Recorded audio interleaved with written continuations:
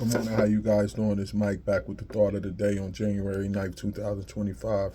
First, I want to give honor and praise to Ahaya Shoahaya, Bashem Yeshaya, and Ruach Father, the Son, and the Holy Spirit in Hebrew. Then I'd like to open with the serenity prayer. God, grant me the serenity to accept the things I cannot change, the courage to change the things I can, and the wisdom to know the difference. May your will, not mine, be done.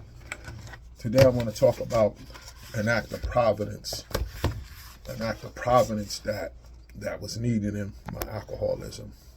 I'm reading from the 12 and 12 book, step 1. You know, this the so-called first month of the year, January, so most of the readings and stuff be coming from step 1. So I'm going to read this today. It says, who cares to admit complete defeat? Practically no one, of course. Every natural instinct crowds out against the ideal of personal powerlessness. It is truly awful to admit that, glass in hand, we have warped our minds into an obsession for destructive drinking that only an act of providence can remove it from us. No other kind of bankruptcy is like this one. Alcohol now becomes the rapacious creditor, bleeds of us all our self-sufficiency and all will to resist its demands. Once this stark fact is accepted, our bankruptcy as going human concerns is complete. Wow.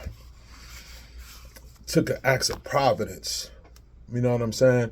And that's what the alcohol does, and that's what it did to me. I had to admit complete defeat. And it bled me of all my, I had spiritual bankruptcy, I had mental bankruptcy. I had got to the point to where I wanted to quit and I didn't know how to quit. You know what I'm saying? And that's called the jumping off spot. When you want to quit, but you don't know how to quit. You know what I'm saying? And I was stuck in that spot and I had to get pushed to the limit. I was talking to one of my brothers this morning about getting pushed to that limit, and I thank God that he pushed me to that limit and gave me that gift of desperation to go get help. You know what I'm saying? Because I know a lot of people where I'm from, and it's tough to make that decision, man. It's tough. It's tough to go out there and make that decision, and I needed an act of providence, which is the Most High. You know what I'm saying? I needed the Most High to get involved in my life, to push me, to give me that gift of desperation, to tell me, like, if you don't come to me now, you're going to die. If you don't come to me now, you're going to ruin your life. If you don't come to me now, it's over. So I made that decision to go to him and let him guide me from that point. And I needed that desperation to be able to make that decision. Other than that, I would have been still trying to figure things out and do it on my own. And that was getting me nowhere. That bankruptcy of feeling that, where else can I go? You know what I mean? You go into different liquor stores, you walking in, they putting the packages on the counter. They used to do that. I was going to like 5 or 6 different liquor stores and they was putting the packages on the counter when I walked in. You know what I mean? The guys at the liquor store knowing my name as soon as they see me. You know what I'm saying? Knowing what I like to drink, putting the liquor in the block of mouths on the counter. You know what I'm saying? Saying little smart remarks, this and that nature. And I still kept going because I wanted was what I wanted. I had no, the decision wasn't mine anymore. I gave up all power of making that decision of whether I was going to drink or not. You know what I'm saying? When I got up in the morning, I had that obsession to want it. As soon as I tasted, that switch would come on and I got to have more.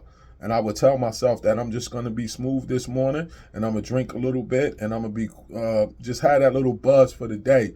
But it didn't happen like that. It turned into me sitting there and drinking on top of drinks on top of drinks. One of the issues I had, I would never let the alcohol settle in first. As soon as I drank a little bit, I had to drink some more on top of that. And I had to drink some more on top of that. I had to drink some more on top of that. Next thing you know, the bottle is gone and then everything smacked down on me at the same time. You know what I'm saying? So that's the binge drinking. I turned into a binge drinker, and that's what it does to you. It's no joke, man. But I needed that act of providence. I needed the Most High to intervene to come get me, because other than that, I couldn't do it on my own. I was powerless over alcohol, and my life was unmanageable. You know what I mean? So this is Mike. Enjoy the rest of your day. If you out there and you